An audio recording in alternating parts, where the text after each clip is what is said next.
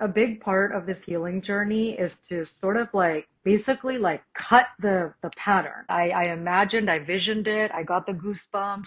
I thought, okay, what do I want to remove from myself? Get it off of me. Rip it. It's not easy to have a like fictional story where the character is resonating so strongly with the readers. I was like, oh wow, like I'm just like everybody else and like all the other women in the world. It filled me with a lot of hope.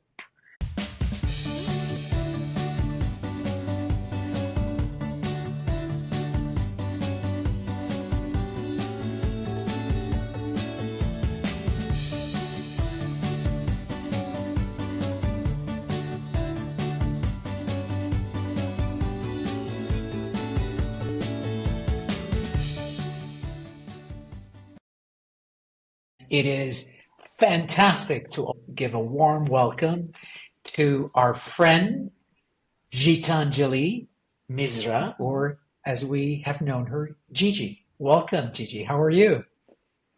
Thank you so much. Thank you so much. I'm doing well.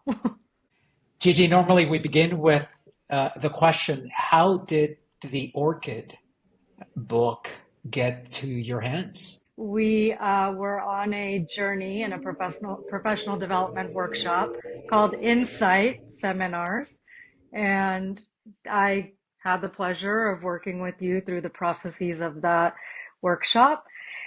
And in the path of getting to know you, there was a lot of resonance. I feel your heart, I feel your soul, and I wanted to continue our friendship. And so it was very exciting to hear that you guys were writing a book and sharing your heart with the world. I just think it's important to realize that when we have those kind of resonance or energy connections, I don't know, like things just happen and naturally the connection builds on its own. You don't need to do anything per se, it just happens. Tell us about your experience reading The Orchid. Interestingly enough, when I first read it, I think I was going so fast and devouring all the stories and all the characters. And I was like, oh, I just want to know like what happened to them. And I was reading it so quickly. I actually read it a second time. And the second time that I read it, I think the only thing that I can really say to both of you is that it filled me with a lot of hope. I think the biggest word that comes up is that it's, yes, I know the themes are around love and I know that it's about awareness and prayer and forgiveness, but really to me, the message that was portrayed is that we can all do it, and it made me very hopeful. I saw bits of myself in each character. It's, like one little event that they experienced or one of the activities that they did. I just was, yes, yes, I know what she's talking about. I get it. Oh my gosh. And so I saw little elements of myself within each of the characters as she was going through the retreat and through the exercises. Yeah. And so on a very deep level, when you find a book like that and you can connect with the characters as well, and you see a mirror image of yourself, it makes the book so much more personal. And that's maybe why the initial reading of it, I just wanted to get to the end. I was like, I want to know how the story ends and what's the great thing that happens to all these women, because you can feel the spark, you can feel the excitement of their evolution as you're reading. And did you like how the story ended? Absolutely. Yeah. I mean, again, both of you, really, the message to me is this hopeful place where you, once you show up as your authentic self and you let all those onion layers peel and you realize your own power and worth. Yeah, I mean, I love the message of how you then pass it on to others. That's the work that we all do and that we should be doing as our world evolves in time. When you were reading, tell me something that impacted you, a feeling that you remember having. The tape exercise, because to me, that's very physical, where you're removing it from your body. And so when I Well, first of all, I've seen it in person, and then I read it and I experienced it in the book. And then to my own self, I thought to myself, like, what are things that I would paste all over my body? And I had this image of whoosh, whoosh, ripping off the tape and what that would definitely feel like. So when it describes it in the reading, it's done in such a powerful way because you can do the exercise for yourself. You can imagine, ripping off the tape and the words that you would say, and it was very somatic in the body. And I know it sounds so silly. Oh, you're just writing words on a piece of tape. But those are the words that we say to ourselves so many times over and over again. And so removing it physically is very, very powerful. And I did. I imagined, I visioned it. I got the goosebumps. I thought, okay, what do I want to remove from myself? Get it off of me. Rip it. And it was very, very strong. Amazing. Any other parts which were as impactful? Yeah, Stephanie. So even for hers, I think that there's something very powerful of with water and flowing where when she went into that body of water, I could almost take a deep breath with her. So as I was reading it, I felt like she took a deep breath and I took a deep breath also at the same time. So the water analogy and immersing yourself in the water, I think Stephanie, yeah, I mean, I think that that exercise for her was needed. I think she needed to learn how you just surrender to water and trust it completely. I have to admit, I haven't done Watsu, but Rocio has. And I remember her telling me that it is like being in the mother's womb and Uh, experiencing that freedom and that connection. But I just realized that that's the part that she was stuck on, right? There was some wounding there where she felt like she was disconnected from her like feminine essence, the mother Mm, energy, right? Like Mother Earth. mm. And that's why she needed that immersive experience. Did you discover something inside of you that you didn't notice before? The thing is that because this has been a healing journey for me for quite some time, I think it's been said to me in many, many ways, but the book helped me really mm, land. It helped me solidify it in my heart, in my here, in my chakra down here, that every single day we get to make a choice. We get to make a choice of which thoughts we're going to believe, how we're going to show up. Are we going to accept what it is or complain? And it really empowered me that like I am the creator and I get to choose that, right? So I can choose any which way, the two sides of the road, but actively it just allowed me and empowered me to realize that, hey, the driver's wheel is in my hand. I get to make the choice which way I'm going to go. I feel like a lot of people were saying it, and my religion was saying it, my spiritual teachers were saying it, groups that I was going to were saying it, but the fact that I connected so much with each character in so many ways, it just helped me realize that I'm just a character too in this earth. I'm just a character like everybody else.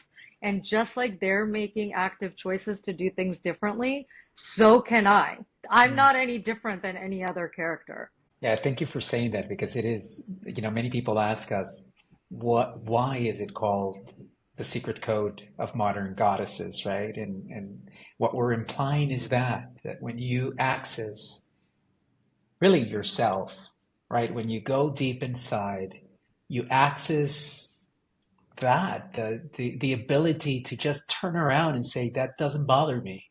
It is my choice, and I choose not to be impacted by those words, those actions. And so you become truly powerful. You're not as weak or as sensitive as one would think. On the contrary. How beautiful. Thank you for sharing that. Yeah, and I just wanted to add that I got a really strong image of Like when you say secret code, it reminds me of how queens would carry themselves in the past. And so they're fierce, right? They have to run a whole kingdom. And the thing is that they're not maliciously going to hurt you, but they stand in their authority and they stand in what they have to do. It's not mean-spirited. It's not like she's gonna like behead you or something, but really she's standing firm in her beliefs and what she has to do. And not in a hurtful way, but almost in this like really graceful, regal kind of like just like opulent way. And it's very beautiful to see Mm. queens rule with gentleness but firmness. I love that really everyone has the opportunity to be the queen of their lives. Do you have any question for Angel or for me? Yeah, is the retreat center gonna come to fruition? It is the $1 million question because everyone wants to know where is this place and how do we get Yeah, there and when will it open? And yeah. all we can tell you is that when we wrote the book, it certainly wasn't in the horizon. And all we really wanted to do was write a story of love, of hope, as you well described. And we didn't know how it was going to connect with people. And now that we're seeing how it is connecting, we're delighted that many people are asking that question because at some point the intention has already been put to the universe that this place must exist and that we want it to exist. And so please, universe, grant us that. Tell me more about hope. What is it about it that gave you hope, and how can you just go deeper into that? And what exactly is that feeling? I mean, I understand obviously the concept of hope, but what about it? I'd love for whoever is listening or viewing us to get a good sense of that. Yeah, I mean, Angel, I know that everybody has their definition of hope, but I think for me it really comes down to no human being or soul. I don't know, like we don't come to this planet and nobody's gonna just have it a golden spoon and just a smooth ride. We all face our challenges in various ways. We face our woundings in different ways, but we all come here on a very deep soul level to learn. And so the reason the hope was ignited, or the reason the story shows hope, is that no matter what the past is, or no matter what the journey is, or the wounding, or how dramatic the pain is, all of it, all of it, you can grow and shift and evolve from it. It doesn't need to stay stuck. It will pass, and there is a reason that you're on the journey.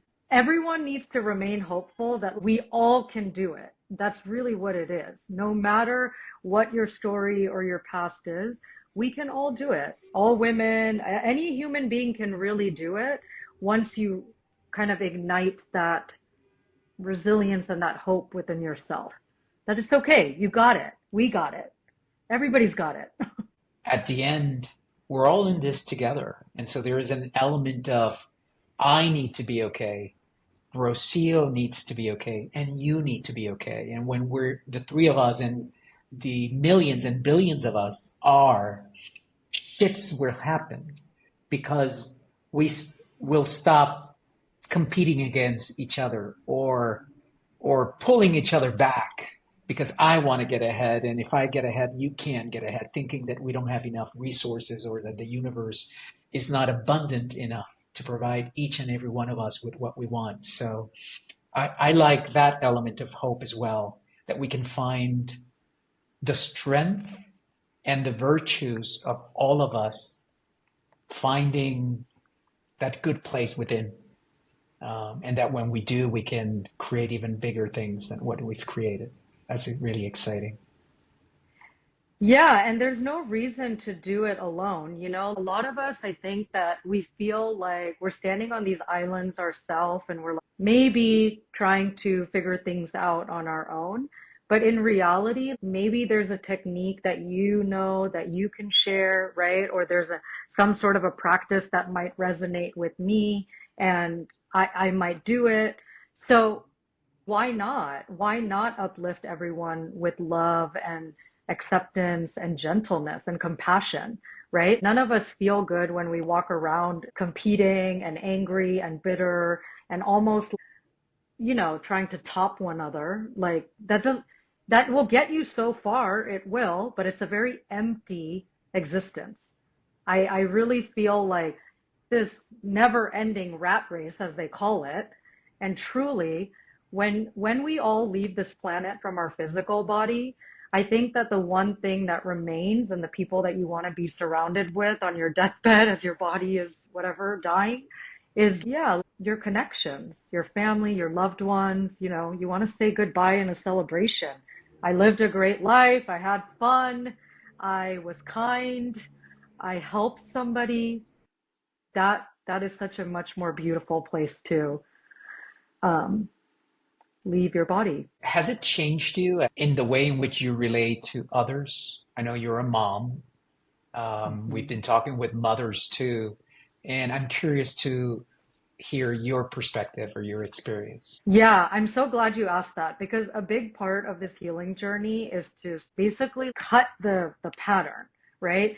One of the things I noticed as I was reading is that because I saw myself in so many of the women, I saw those patterns or those women's stories in my grandma, in my aunt, in my sister. I saw it in my lineage, literally in my family lineage.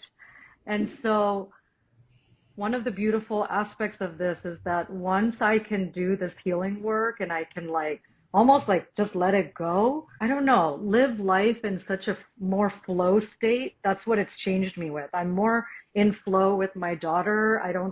I'm silly with her. I don't take things as seriously. Like, oh gosh, the cereal box can all fall over, but who cares, right? I think that less things are more dramatic. They're just less dramatic and less cumbersome as they used to be. And I realized that in nurturing her little gentle soul, I'm also nurturing a part of my inner child too, that I didn't really focus on her too much before. I would just sort of strive, pony through, like, kind of like survive.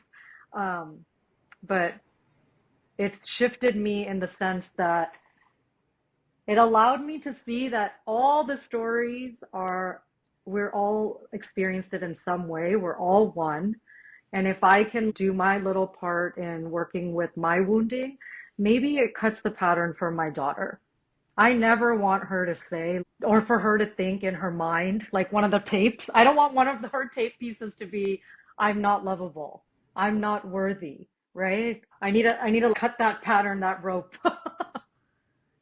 And my intention is to have other people also know that the children that we're surrounded with, it's so important to do this work so they don't carry it. I saw the change in me. I saw the change in my relationship with the world, and I became a better human being, being a mother, a wife, a friend, and I was feeling always incomplete. And finally, when I felt complete, it's like, was everything all the time in my mind? In at that moment, with that understanding, is okay, let's share this with more people so they can see how incredible they are already.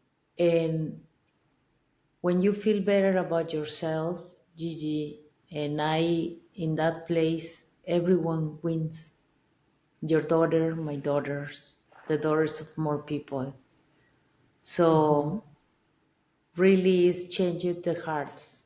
One of the things that we really strive for is to help ourselves and others get there and not have to wait for a catastrophe, be it in your life or in society, to be kind, to lend a hand. I mean, what normally happens is, a major disaster takes place, and then people all of a sudden really lend a hand. because at that point we become humans again. We get in touch with that element of us that is really endless, and we give ourselves whatever we need to in order to survive. And well, what if we can just simply get there and not have to wait for the disaster? What a wonderful world it would be. And I think it's possible. Well, I don't think it's possible. I know it's possible. I can observe it, right? I can observe it in us as we've changed and we've dialed in the love. You also dial in relationships, in the camaraderie, in simply just being kinder with people in the street, in the hallway, in the elevator. And that's powerful. That's the beginning of something much greater. So how exciting. What's exciting too, when I heard you say that you saw uh, your lineage represented there in the different stories, because when one writes, you don't really know how far and wide the connection will be. And we have had the virtue of living in many places around the world and visiting many places around the world. And when we wrote, we really wanted this book to be for the world, not for anyone in particular. And of course, the women we picked were of specific places simply because you had to pick somebody. But to know and hear that you felt represented, it's lovely and exciting and really humbling. And I'm really grateful for that. First, for you for sharing it, and second, for it to have meant that for you. So thank you for sharing that as well. Yeah, no, it's a really beautiful image that you can have a universal concept that resonates with women in all corners of the world, right? So when I saw that image of, I don't know, six, seven lineage generations back, right? It's like, wow, it's the same story. My God, this has been going on for a long time, right? And so I know there's other women also who might notice the same pattern. And they might also say, well, we're going to be the one that cuts that rope and stops the pattern. And again, your intention is very beautiful because you've created this universal character that connects with a lot of people. And Mm. not, I'm not just saying women, I'm not just saying goddesses. It's like, who knows? It might connect with an 11-year-old girl and she might notice it in her grandma and her mom. And it's not easy to have a fictional story where the character is resonating so strongly with the readers, right? When I'm telling you that I saw bits of myself in every one of them, including Mary, right? I was like, oh wow, I'm just like everybody else, right? These women are just, I'm like all of them and all the other women in the world. You know, Angel, it's interesting that you were saying that a lot of people wait to become more kind once a catastrophe hits or a life-changing event. Oh no, now I have cancer, and so I better like be nice before something bad happens.